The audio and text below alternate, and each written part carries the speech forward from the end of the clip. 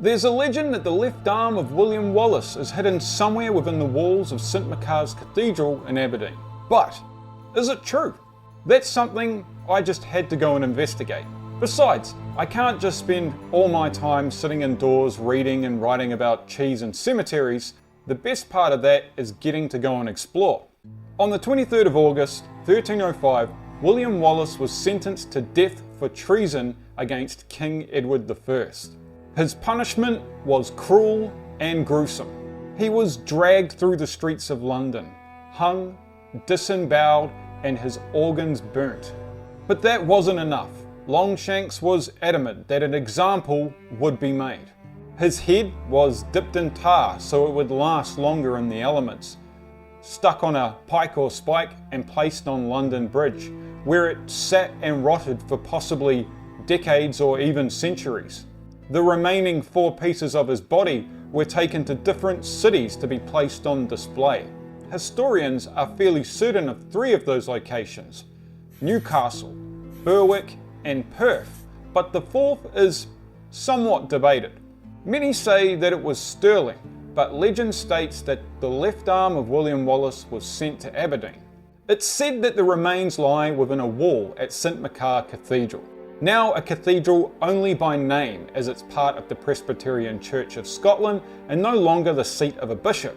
The first kirk, the Scottish word for church, was probably built around the year 580. The only trace is the Pictish cross on the wall inside the modern kirk. St Machar underwent extensive restoration between 1282 and 1328. It's in the middle of this period that it's said Wallace's arm was brought here to be placed inside a wall. Not long after, in 1336, Aberdeen was sacked by Edward III. The nave, or central building, is thought to have been badly damaged. The current wall that surrounds St Machar Cathedral was gradually built over time, construction starting in the 14th century, and was likely built over the remains of an earlier wall. It's in this wall, towards the North Sea, that someone has placed a star, and this symbol is said to mark the location of Wallace's arm. Given the numerous rebuilds and the fact that the wall wasn't there in 1305, there just isn't definitive evidence that this was the place where Wallace's arm was brought. It's certainly an interesting kirkyard, but nothing that really backs up this legend. Of course, these changes could favour the legend. If it was once in a wall that predates the existing one, it would likely now be long lost. Perhaps it really was once here. There's certainly enough people that believe the legend to be true. Stars like these do have significance in burial grounds. For some, the 5-pointed star represents the 5 wounds of Christ.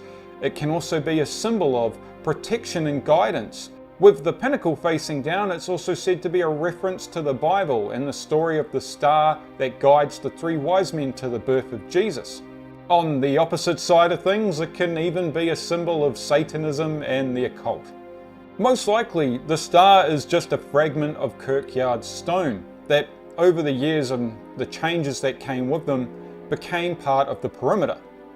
But symbols are interesting things.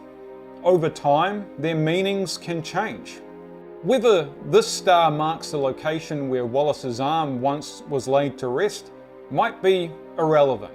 For many, the 5-pointed star now does commemorate the memory of William Wallace. But what do you make of the legend? Let me know in the comments, and let me know if there's anything else that you'd like to see covered at St Machar Cathedral.